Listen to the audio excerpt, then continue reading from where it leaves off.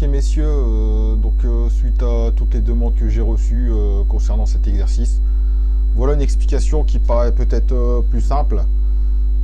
Si vous regardez bien, là ici vous avez une tôle pliée, alors on imagine que dans une tôle pliée ici à l'intérieur, on va tracer un trait en rouge, un trait en vert là, un trait en bleu ici, le trait en bleu fait 28, le rouge fait 76 et le vert fait 38. Vous êtes bien d'accord que lorsque je vais déplier ma tôle d'un côté puis de l'autre, ça va ressembler à ceci. Voilà. Autrement dit, la longueur ici, la longueur totale là, elle va être égale à la partie en rouge, plus la partie en bleu, plus la partie ici en vert. Sauf que lorsque ce sera plié, il va se passer autre chose. Alors attendez, là, il va se passer autre chose.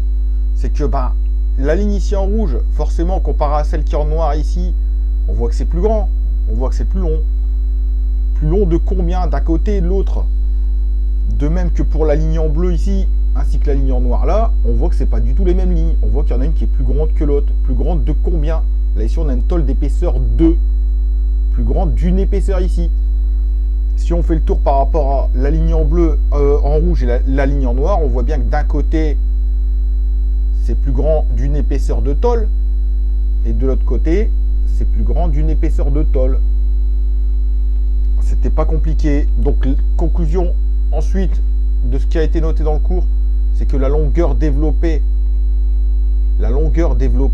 d'une tôle, elle est égale à la somme des côtes intérieures. Si on vous donne les côtes extérieures, à vous débrouiller pour arriver à retrouver les côtes intérieures. Si on vous donne les côtes intérieures, vous avez de la chance, il n'y a plus qu'à additionner. Parfois, on peut vous donner les unes et les autres, et les côtes extérieures et les côtes intérieures.